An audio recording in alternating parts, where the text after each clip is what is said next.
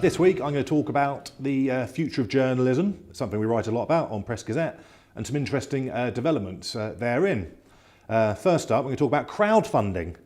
This is something that's been around for a while, but it seems to be an idea that in the UK is coming of age.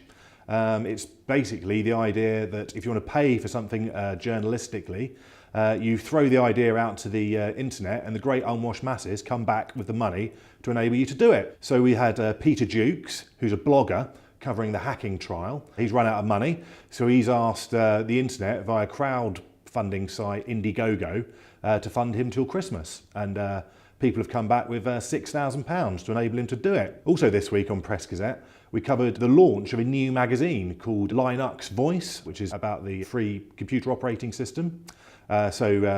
Three journalists from a future published magazine called Linux Format jumped ship last month, and they're looking to launch a completely new magazine called Linux Voice.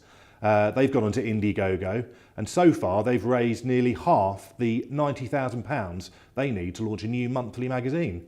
So some really encouraging suggestions there that people on the internet will pay for quality content. Also this week, we've got the latest financial results for Mail Online and the Daily Mail. So it's increased its annual revenue by 48% year on year to nearly £41 million a year.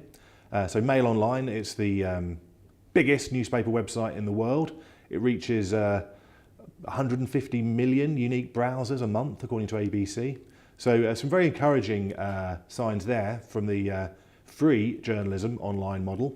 But it's worth noting that Mail Online only makes a tenth the money that the Daily Mail and Mail on Sunday print titles do. So it's got a long way to go. And finally, I'm just going to talk quickly about David Montgomery, who's the chief executive of one of the biggest local newspaper groups in the UK, Local World. This week on Press Gazette, we published the 2,000-word memo he sent to editors outlining his vision for the future of journalism. Basically, he feels that journalists will become harvesters of content, whatever that means. They'll bring in content from all different sources, police, schools, hospitals, you name it, and chuck it up on the websites without giving it too much extra editing, and then that will all be scooped up into the newspapers.